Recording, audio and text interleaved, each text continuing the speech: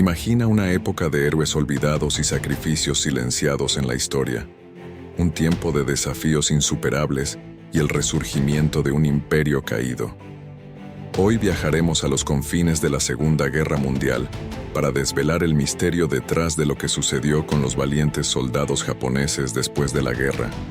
Desde la rendición hasta los juicios históricos, prepárate para sumergirte en un viaje sin igual a través de la historia olvidada. La guerra entre Japón y las potencias aliadas duró un total de 3 años y 8 meses, desde el sorpresivo ataque a Pearl Harbor y su blitzkrieg asiática acompañante hasta cuando las bombas atómicas cayeron. Aunque la guerra en China ya llevaba un tiempo en curso, los hombres uniformados de Japón no se enteraron de la rendición de su país de inmediato. El veterano y ex primer ministro japonés Tomishi Murayama recordó que él y otros soldados se enteraron de la noticia horas después del anuncio en la radio por parte de sus superiores. Al principio, se sintió mal por la derrota, pero algunos de ellos también sintieron alivio, porque ya era hora. Mientras que las tropas japonesas en toda la región del Pacífico escucharon sobre la rendición de su país en las próximas semanas, el fin de la guerra trajo consigo la ocupación estadounidense de Japón desde agosto de 1945 hasta mayo de 1952, un periodo de casi 7 años en el que Japón funcionó como una colonia sin independencia militar o política. Todas las decisiones del gobierno japonés debían ser aprobadas por Estados Unidos, y así fue como los soldados japoneses desmovilizados regresaron a un hogar que ya no reconocían. Mientras la guerra estaba en curso, el gobierno japonés hizo extremadamente difícil que los soldados capturados se comunicaran con sus familias, y los propagandistas militares promovieron la narrativa de que rendirse era tan deshonroso como imposible. Se esperaba que un soldado japonés luchara hasta la muerte, y si, por alguna razón, no podía hacerlo, la honorabilidad exigía que se quitara la vida. Rendirse no solo era invitar a la mayor vergüenza sobre uno mismo, sino también deshonrar gravemente a la familia y perder la identidad japonesa. Para salvar a sus familias de la vergüenza de ser asociados con ellos, los prisioneros de guerra japoneses a menudo no mencionaban su captura a familiares y amigos, ocultando lo que se les decía que era el pecado más mortificante e imperdonable que habían cometido en sus vidas. A diferencia de sus contrapartes alemanas, a los aliados occidentales no les interesaba en absoluto mantener a los prisioneros de guerra japoneses a su disposición. A diferencia de sus contrapartes alemanas, los japoneses no fueron arrendados para reconstruir la infraestructura destrozada o forzados a despejar campos de minas. El gobierno japonés pidió su repatriación y, en conjunto con los estadounidenses, hizo provisiones para llevar a los hombres desmovilizados a casa. La repatriación comenzó en diciembre de 1945, con los enfermos o heridos, los taiwaneses o coreanos étnicos y todos los soldados japoneses en China, empujados al frente de la fila. A los soldados que regresaban se les obligaba a cambiar cualquier moneda extranjera que hubieran adquirido por el yen, que estaba cayendo rápidamente de valor. Sin embargo, estaban mucho más ansiosos por cambiar su ropa de prisioneros por uniformes viejos mientras esperaban su turno para regresar a casa. Fueron alojados en antiguos cuarteles o almacenes en los puertos de entrada, con muebles básicos y sin protección contra el frío del invierno japonés.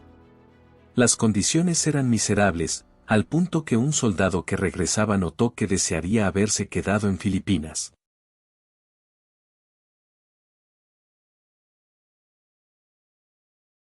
Cuando llegaba el momento de que los repatriados completaran su viaje, se les daba suficiente dinero para el pasaje de tren y raciones para sobrevivir. El regreso a casa no siempre era feliz. Las familias de los prisioneros de guerra a veces recibían avisos de muerte incorrectos, una distorsión intencionada por parte del gobierno. Así que puedes imaginar el impacto emocional de ver a tu esposo, hermano o hijo muerto entrar por la puerta principal. Los soldados que regresaban caminaban por las calles de sus ciudades natales, a menudo todavía usando uniformes de repuesto proporcionados por sus antiguos captores, y a veces se veían obligados a mendigar a las tropas estadounidenses. Aunque muchos civiles japoneses apoyaban en privado a sus veteranos que regresaban, la pérdida de la guerra y la reestructuración nocturna de su sociedad eran heridas demasiado recientes, y algunos soldados fueron recibidos con hostilidad por las mismas multitudes que una vez los vitorearon como héroes. Venían a casa en silencio, como dijo Toru Takaye, un estudiante de secundaria en ese momento. Algunos de los soldados me dijeron que cuando se fueron a la guerra, todos los vitoreaban y los despedían, pero cuando regresaron, no había nada. La gente los miraba fríamente. Sin importar cómo fueran recibidos, era muy común que los soldados que regresaban sufrieran un colapso psicológico, y muchos de los que llegaban a sus ciudades natales simplemente entraban a sus casas, cerraban la puerta y nunca más se les volvía a ver. La Unión Soviética y el Imperio japonés pasaron la guerra en un estado de no agresión armada, observándose mutuamente mientras lidiaban con los asuntos urgentes de la Alemania nazi y Estados Unidos, respectivamente. El 15 de agosto de 1945, los soviéticos derrotaron al ejército Guandong en Manchuria, poniendo fin a su guerra con Japón. 3 días después, Stalin ordenó la transferencia de todos los soldados japoneses a la Unión Soviética. Los prisioneros de guerra japoneses fueron despojados de todas sus pertenencias de valor por los soviéticos, quedándose solo con la ropa que llevaban puesta. Sufrieron un largo viaje hacia la URSS, con marchas forzadas entre campos, testimonios de mujeres japonesas agredidas por las tropas del Ejército Rojo y la falta de alegría de los nativos por la derrota japonesa. Al final, tenían la esperanza de que eventualmente regresarían a casa. Los prisioneros de guerra fueron mal atendidos, ya que los soviéticos pusieron su esfuerzo principalmente en despojar a su nuevo territorio de cualquier cosa de valor, independientemente de su tamaño, para apoyar la reconstrucción de la economía soviética. Esto dejó poca comida o suministros para los prisioneros de guerra, y gracias a los esfuerzos del Comité de Exportación de Equipos de Trofeo de Manchuria, enormes trenes llenos de botín pronto se dirigieron hacia la Unión Soviética. En medio de este saqueo, decenas de miles de prisioneros de guerra japoneses se encontraron en condiciones terribles. Estos desafortunados hombres estaban en shock cuando algunos creían que iban de regreso a casa. Los soviéticos llevaron a muchos de sus prisioneros a campos de internamiento en Siberia, la infame región salvaje que se había utilizado durante mucho tiempo para albergar prisioneros políticos y enemigos del Estado. El invierno se instaló temprano y con fuerza, con temperaturas que caían mucho por debajo de cero. Afortunadamente, los soviéticos equiparon los trenes de transporte con estufas y equipos de calefacción cuando los enviaron de regreso en 1947. Los soldados japoneses que fueron transportados a Siberia lucharon contra los elementos por sí mismos, y aquellos que tocaban las superficies metálicas de sus vagones perdían la piel de sus manos. Las condiciones no mejoraban cuando llegaban a los campos. El frío extremo hacía que los cuerpos de los soldados japoneses entraran en modo de supervivencia, aumentando la circulación sanguínea para evitar la congelación, pero la actividad aumentada también significaba que apenas podían dormir. Cuando lo intentaban, los hombres se arremolinaban en masas enredadas, no solo para conservar el calor corporal, sino porque sus barracas a menudo estaban abarrotadas. Los baños estaban separados de las barracas, y si se necesitaba una visita nocturna, el prisionero de guerra que regresaba a menudo encontraba que su lugar para dormir había sido ocupado por sus compañeros. Estas privaciones significaban que los internos necesitaban atención médica, y las clínicas de los campos estaban atendidas por muchas médicas y enfermeras mujeres. Para los soldados japoneses, esto fue una humillación, ya que el personal femenino los inspeccionaba de pies a cabeza cada mes y los afeitaba para prevenir infestaciones de piojos. Es importante destacar que esto no fue parte de un diseño malévolo para avergonzar y herir psicológicamente a los prisioneros de guerra, sino una cuestión de necesidad. La Unión Soviética había perdido más de 200.000 médicos masculinos en la guerra, y había mujeres completamente calificadas disponibles para cubrir la brecha. Sin embargo, estos efectos estaban presentes independientemente de la intención. En este momento, es importante hacer una declaración simple: es un hecho que Japón abusó de chinos, filipinos, malayos, vietnamitas, holandeses, estadounidenses, británicos, y así sucesivamente. Mientras que los campos en Siberia eran ciertamente infernales, se construyeron centros de internamiento en toda la Unión Soviética. Las regiones de Asia Central de la URSS albergaban campos que alcanzaban temperaturas veraniegas sofocantes, mientras que algunos japoneses se encontraron prisioneros en los desiertos subterráneos de Vorkuta. Dondequiera que estuvieran prisioneros, se esperaba que los japoneses contribuyeran al trabajo para reconstruir la economía soviética, ya sea como trabajadores agrícolas, leñadores o lo que fuera que beneficiara a la economía soviética.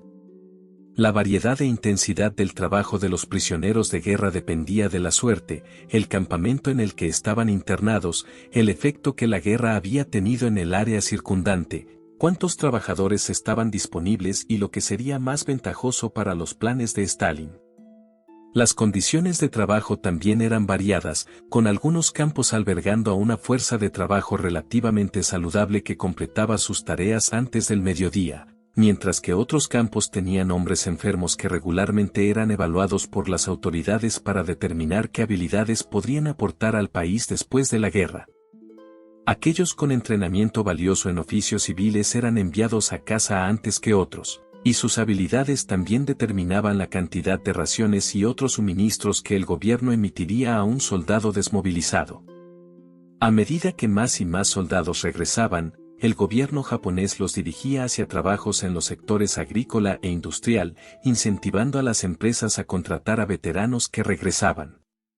Otros eran reclutados como trabajadores para los estadounidenses, lo que naturalmente significaba que las noticias de la rendición llegaron lentamente a las guarniciones y posiciones aisladas, especialmente en las selvas más remotas y grupos de islas. Aislados y llenos de espíritu guerrero, algunos grupos de soldados continuaron luchando, inconscientes o desatendiendo la rendición. Uno de esos soldados solitarios fue el cabo Suichi Yokoi, quien vivió en las selvas de Guam durante 28 años como un holdout, un soldado que no se rindió. Cuando Estados Unidos retomó Guam, el regimiento de Yokoi fue prácticamente aniquilado, y se le registró como uno de los muertos. Vivía en soledad hasta que en 1972 fue persuadido de salir de su escondite y liberado oficialmente de su deber por su oficial al mando, quien ya estaba retirado. Al igual que los nazis, los japoneses cometieron una variedad de crímenes contra la humanidad que exigían persecución.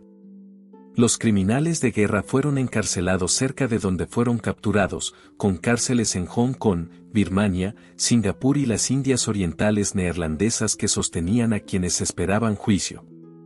La Oficina de Información de Prisioneros de Guerra, conocida como POWIP, fue un participante clave en la preparación para los juicios, ya que interfirieron activamente en los términos de la rendición japonesa, declarando que debe ser eliminada de una vez por todas la autoridad e influencia de quienes han engañado y guiado al pueblo de Japón a embarcarse en la conquista mundial. Y con este fin, se convocaron los juicios de Tokio. 28 miembros del gobierno japonés, incluido el dictador militar y superviviente de un intento de suicidio, Hideki Tojo, fueron juzgados por una serie de horrores que abarcaron desde el momento en que los primeros soldados japoneses pisaron suelo chino hasta los bombardeos de Hiroshima y Nagasaki. Estos juicios marcaron el establecimiento de la ley internacional sobre crímenes contra la humanidad. El Imperio de Japón entró en la Segunda Guerra Mundial con la intención de crear una zona de hegemonía en Asia, pero salió de la guerra como una nación arruinada. Sus soldados regresaron a casa con vergüenza o fueron enviados a campos de trabajo en la Unión Soviética. Japón nunca volvería a emprender una guerra ofensiva y efectivamente se convertiría en un estado títere estadounidense hasta 1952. Las consecuencias de la derrota de Japón son especialmente tristes y un final deprimente para una orgía de violencia.